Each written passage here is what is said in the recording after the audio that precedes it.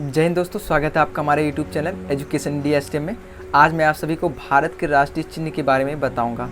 तो चलिए बिना देरी की इसको पढ़ लेते हैं। लेकिन एक बात मैं आपको और बताना चाहूँगा, किसी भी देश का राष्ट्रीय चिन्ह उस देश की संस्कृति और विरासत का प्रतीक होता है।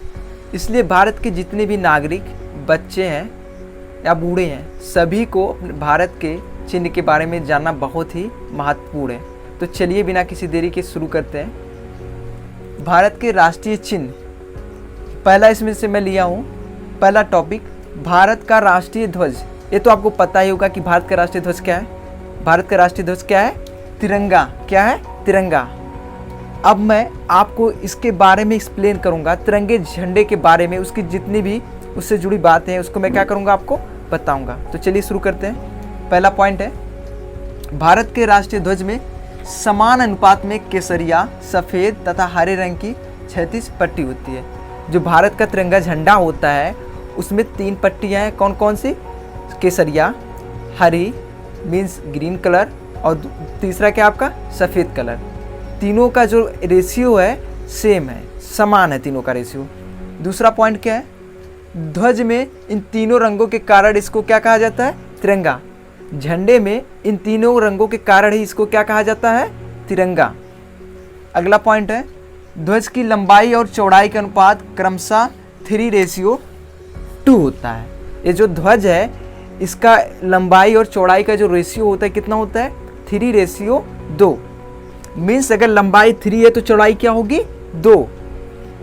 अगर आपसे कोई पूछ ले कि चौड़ाई और लंबाई में कितने का रेशियो होता है तो आप इसका उल्टा बताएंगे, 2:3।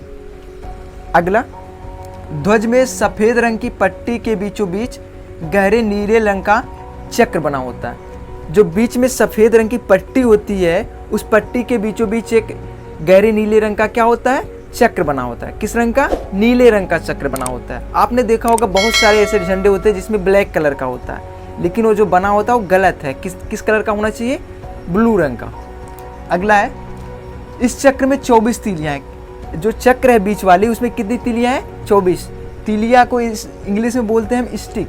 कितनी स्टिक है? 24 स्टिक है।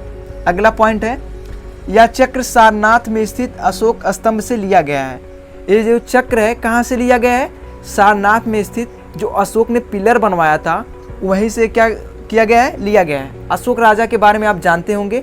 अगर नहीं जानते हैं तो आप इसको गूगल पर सर्च कर लीजिएगा और अशोक मूवी भी देख लीजिएगा, जिसमें राजा अशोक के बारे में बहुत ही बढ़िया ढंग से बताया गया है। चलिए अगला पॉइंट पढ़ लेते हैं। 22 जुलाई 1947 को भारतीय संविधान सभा ने राष्ट्रीय ध्वज तिरंगे को अपनाया था।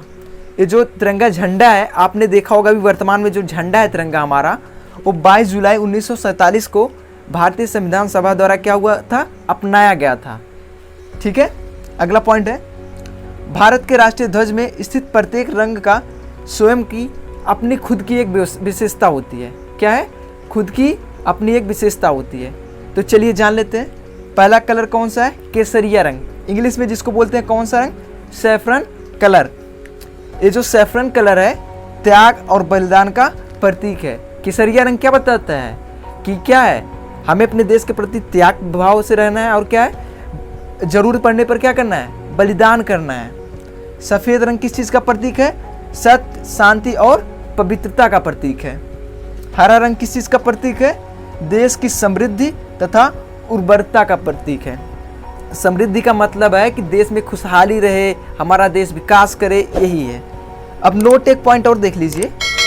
इससे पहले भारत के तिरंगे झंडे में चक्र के स्थान पर क्या था? चरखा था। 1947 देश की आज़ादी के पहले क्या था? इसमें चरखा था। जो हमारा तिरंगा झंडा है जहाँ पे अशोक का चक्र है वहाँ पे क्या बना हुआ था?